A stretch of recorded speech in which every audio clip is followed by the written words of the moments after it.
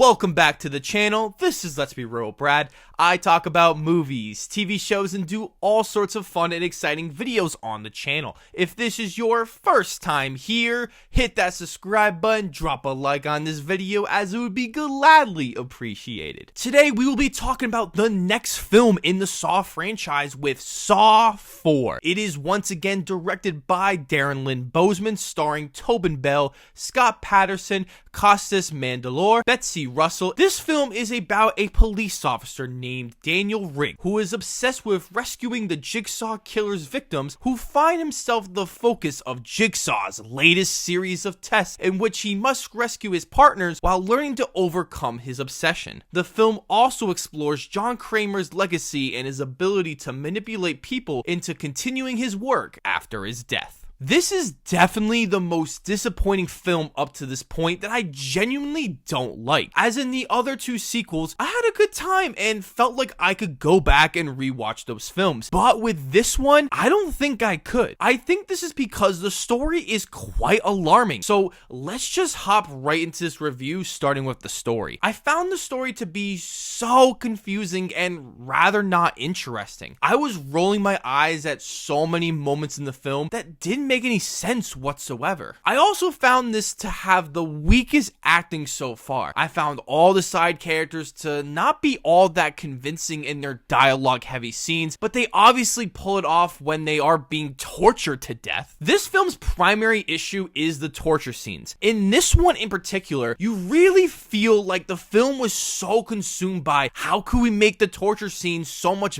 better and grittier instead of making the story better and more enjoyable to watch. It is evident when it feels like the trap scenes feel much more elaborate and focused on rather than its messy, convoluted story. The torture scenes in this one were pretty much unwatchable, really lacking any creativity whatsoever. I feel as though that most of these traps are almost completely unwinnable, which takes away any stakes this movie could have had. This movie is also not scary in the slightest.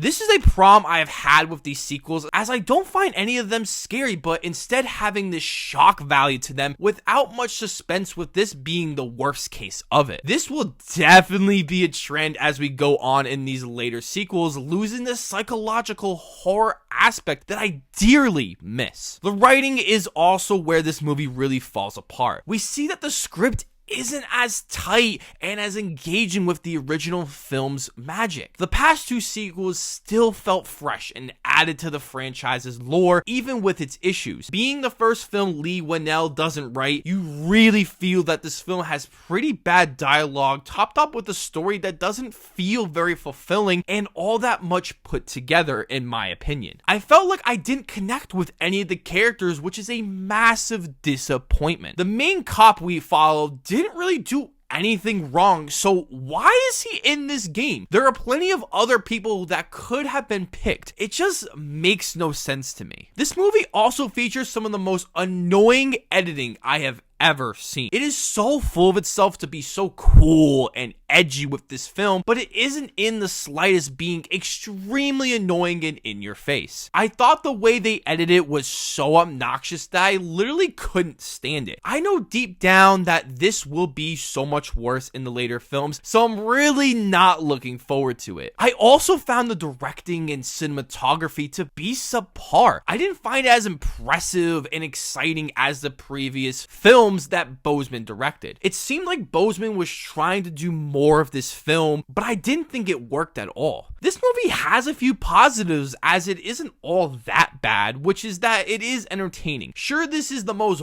boring out of the four, but I was still somewhat invested in this movie. It does move quite a bit, which I never feels like we are ever sitting with one subplot longer than another. The second positive is that I really enjoyed Tobin Bell in this film and the backstory to John Kramer. All the scenes with John and how he became Jigsaw were really the most exciting part of the film. It felt like the filmmakers filmmakers put a lot of effort into this aspect of the story, feeling like the film's backbone. It did take some twists and turns along the way that I really wasn't expecting. The film even manipulates you to even feel bad for this twisted psychotic killer, but that's what it makes it so interesting. As much as these traps are not that great, there are a few that I enjoyed and actually felt some tension with, especially the first trap of the film that later came back into the story, which I think was the best trap. Overall, this is the worst film of the series so far, where it really starts to become what people hate about this series that I'm really starting to see with this particular film. This movie has some decent moments that make it kind of watchable, with some suspense at times,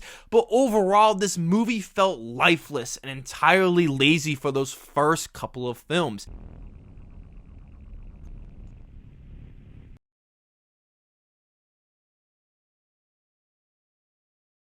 You really miss James Wan and Leigh Whannell's vision of this film, and I can't recommend giving this a watch. I am giving Saw 4 a 4 out of 10. So, have you seen Saw 4? And if you have, what did you think of the film, and where would you rank it in your personal Saw rankings? As always, I will see you all in the following video.